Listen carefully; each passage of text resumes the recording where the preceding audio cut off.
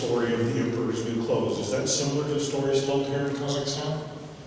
So maybe I'll just repeat briefly. So there was an emperor of a country, great emperor. People loved him. He did great things. But this emperor was getting older. He also saw that the world political situation was changing, and he needed advice on what to do to change policies, because the country worked well over the last many decades, but he needed some new ideas. And everyone he asked just simply said, yes, sir, you're right, sir, yes, sir, yes, sir, yes, sir. And that wasn't giving him anything he wanted. So the emperor decided he was going to find the honest person. And his strategy for doing this was that he announced that on June the 1st, he was going to reveal a new set of clothes that he was having made for himself. And these were going to be the best clothes that anyone had ever seen. So the clothes were newly made. They didn't exist, okay, they're imaginary.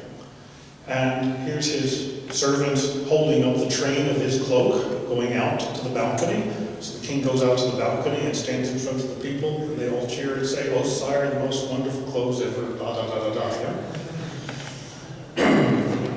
Except for a small girl over here who says, "Hey, but you're naked." Yeah? So clearly, she and her parents understood truth, and so they were invited to become part of the government to give advice, because they were the only honest people who could speak up. Yeah? So I feel a little bit like the little girl. My dress is pretty. Yeah? I feel a little bit like the little girl of saying, these myths don't make sense. And to me, from where I stand, the emperor's backside, his posterior, looks a little bit unattractive. Some of the ideas from fractured reservoirs that I inherited don't make sense to me. And I hope that this evening I've shared some of that with you to see that there are reasons to question some of the things that we've all been taught and that we may have used. I used them too. So in summary then, in fractured reservoirs, it's not only the fluids that move, the rocks move. Energy moves as well. Geomechanics is involved everywhere. But could I just give you one bit of advice? You didn't ask me, but if I give you some advice, I would suggest that the thing you must do is to avoid pretending to do geomechanics.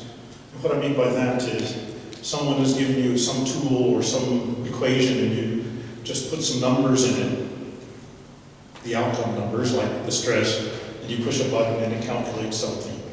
You've already told it the answer. That's a pretending. Don't do that. Figure out what's actually happening.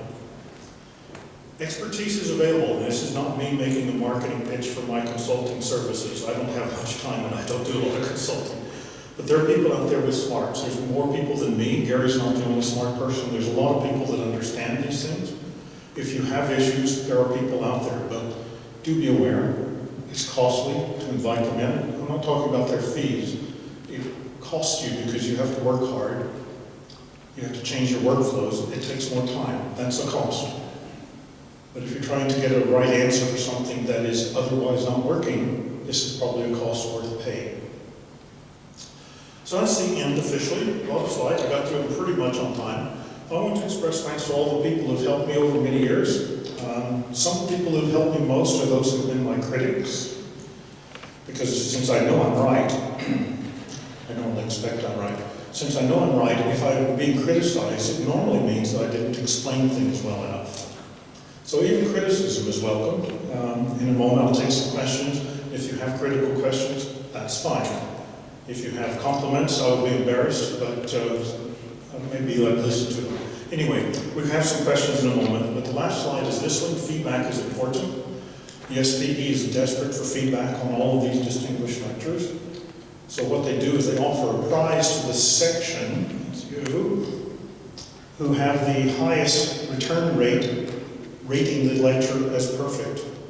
No, I've got that wrong. I'm sure I've got that wrong. No, the section that has the highest return rate in terms of evaluating lectures gets competing with the other sections that have high return rates. And then there's a prize, a cash prize, that is basically donated to a local university to support student thinking. So it is worth getting the returns in. There is the DL and the thing, your camera can go click on that and then go to the web page. I also appreciate your feedback in this forum. It's anonymous, so I can't come chase you. It would be challenging to come back to Kazakhstan and hunt you up anyway, because we get another visa, that would take a while. So I will come back and get you, but I would appreciate your feedback if you have it, because I do try to improve it. So thank you very much for your attention. I hope I've given you some food for thought. Maybe you call it dessert for our buffet meal. There's some food for thought. I hope that I provoked you a little bit into maybe questioning some of the ideas that you brought into the room, and think that maybe you'll go away and think about some of these issues. I don't say you have to abandon everything you know. That would be pretty stupid of me.